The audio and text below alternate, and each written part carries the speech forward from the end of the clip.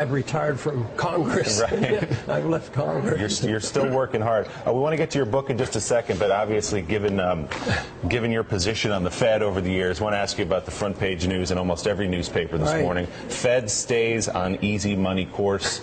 Quantitative easing continues. What's your take? Well, I'm not surprised, but the markets were certainly surprised yesterday. But I think it's a major admission by Bernanke that things aren't good. You know, the fact that he's doing this and all the markets anticipated, well, maybe the economy has improved. He's literally saying we're in bad shape.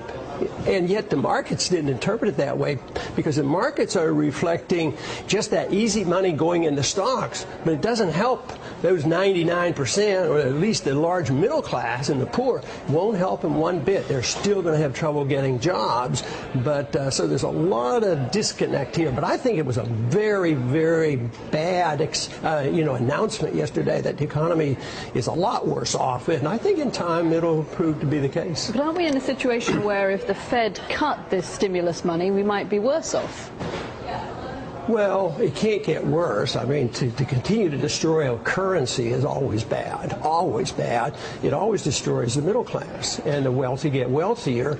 And this is the prediction of Austrian economics for, 100 years. And this is exactly what we're witnessing, those predictions that the wealthy get wealthier and the poor get poorer and the middle class gets wiped out. So, no, all inflation is bad.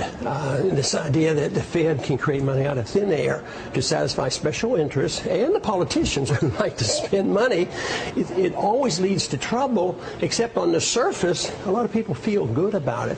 During the bubble phase, a lot of middle-class people felt good about it. They were buying houses. And house prices were going up until the inevitable bust came. The wealthy got bailed out, and the average person lost a job, lost their house. So it's never good, even if you feel good for a while. Right now, only the rich are feeling good, and the poor aren't doing well, and the middle class is getting much poorer. What's the most important thing that can be done in the short term to help raise middle class incomes, to raise incomes across the board, and what's the most important thing long term? Government business combination can be done. The short term is really very tough. If you wanted to say on the short term, if you wanted to intervene and had to intervene, you should have given the money to the poor people, let them pay for their mortgages, don't bail out the rich, which I wouldn't have advised. But on the short term, you could have done that.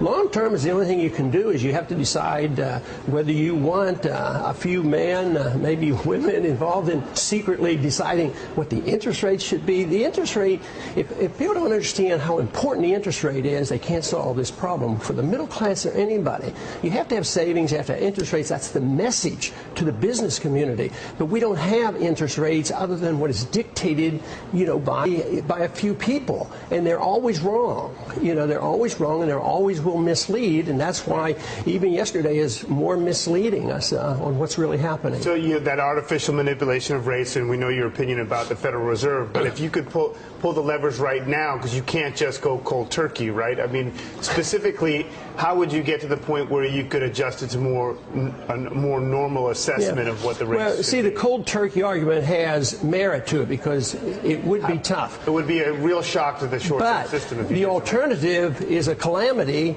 like the bankruptcy of a whole country, like a city can go bankrupt, like we see, like a Detroit.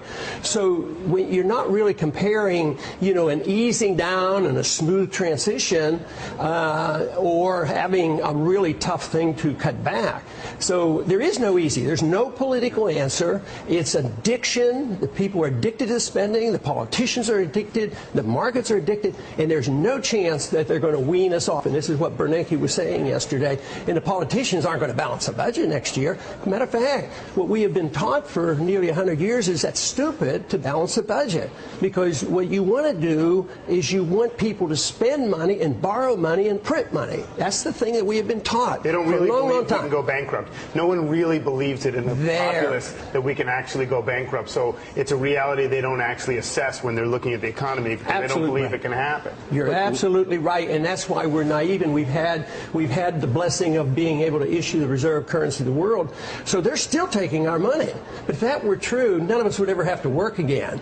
We would just have the Fed, print money, and we would buy stuff from overseas. But that confidence in the dollar, the confidence in our foreign policy now is starting to shake a bit.